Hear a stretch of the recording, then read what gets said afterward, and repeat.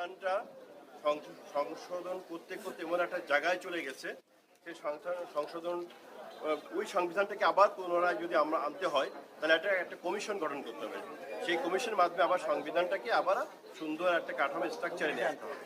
এটা আমার ভাবটা চেয়ারম্যান প্রথম শক্তি দিয়েছে, এবং দুইবারের বেশি প্রধানমন্ত্রী হতে পারবে না, কেউ দুইবারের বেশি প্রধানমন্ত্রী হতে পারবে না।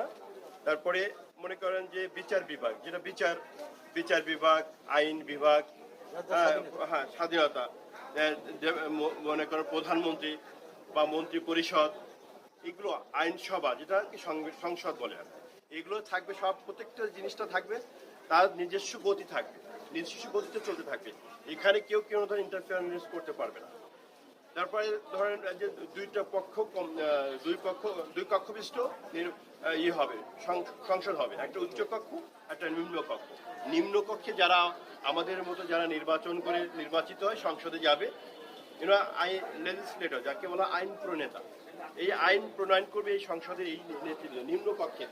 আর উচ্চ কক্ষে যারা বাংলাদেশের অর্থনৈতিক উন্নয়নের জন্য, যেমন অর্থনৈতিক উন্নয়নের জন্য আমি মনে করি একজন চিফ ইঞ্জিনিয়ার, আর আমার প্রফেশন সম্বন্ধে আমি জানি যে আমার কি করা উচিত।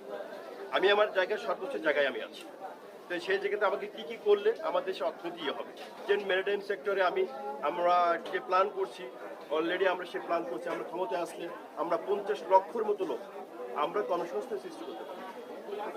এই যেমন মনে করেন যে 2012 সালে এবং 2014 সালে দুই ধরনের আমাদের সমুদ্র বিজয় হয়েছে, প্রায় বাংলাদেশে সমসাময়িক জায়গা আমরা পেয়েছি, কিন্তু আমাদের বিজয় করছি 2012-2014 সালে ভারত এবং মিয়ানমার থেকে, কিন্তু তার সুস্থ আমরা বন্টন এখনো পাইনি, আমরা এনজয় করতে পারি না। ওখান থেকে যদি আমরা, ওর ভিতরে কি আছে, গ্যাস আছে, তেল আছে, খনিজ সম্পদ আছে, তাই না, ওইগুলো যদি আমরা উত্তোলন করি, আজকে আমার দেশ কিন্তু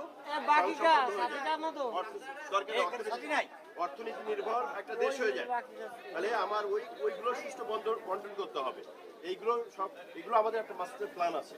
তো এইভাবে এবং অর্থনীতি উন্নয়নের জন্য দেশের যে এবং আমাদের যে লোকাল সমস্যা যেগুলো এখন আছে, আমরা যারা এমপি আল্লাহ যদি আপনারা যদি বানান আমাদের কি কারণে আমাদের যে লোকাল যে সমস্যাগুলো আছে, এক ভাই বললো এখানে মিষ্টি পানির বড় অভাব, সেটা আমাদের সমাধান করতে হবে। রাস্তাঘাটে খুব বেহাল দশা, এগুলো সমাধান করতে হবে। কেন্দ্র বিল বা যে বিলগুলো পানি লবণ পানি 30-40-50 বছর ধরে যে সমস্যা, যে সমাধান আমরা করবো।